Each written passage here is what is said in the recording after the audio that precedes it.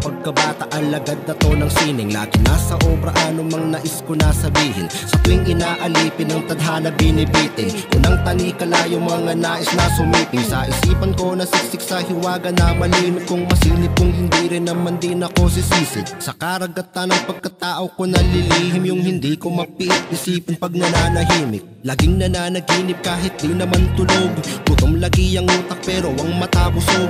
Puno ng ideyang inilalapot sa tunog, ilang puno pa ba kailangan sa aking pagsusunog? Ng kilayo papel parehas kong inaabo, nababaliw kapag bungo ko ay aking kinakatok. Laging tira pasok sa pamatay na inaarok, na siyang sinasagot ko pag may pagdududa na tinatanong. Galing sa bibig ng mga nagsabing wala ka, hindi mo pala kaya at wala ka ng pag-asa. Mga salitang minsan sa mata mo mababasa, sa lamig ng pakitungot may lamang pakikisama. Bagay na siyang rason ko ba't palaging kinakabag. Lango sa kakatawa habang gumugulong ng pabalik-balik sa may papag. Kala nilang bagabag, dulot sa akin ay aliw, komedyang aking matatawag. Ginagawa ko lamang gusto ko, ganun kasimple. Wala na kong magagawa ko, sadyang magkatimbre. Minsan ang pagyayabang at ang pagtupad ng libre, sa pangarap na bunga lang ng pagsisikap maigi. Kaya ikaw kung biktima ka ng ligaw na muhi, ibig sabihin lang ginagawa mo ay mabuti. Hindi na para ipayapa ang sariling ko sa mga tao, sinira ng sariling pagkamuhi.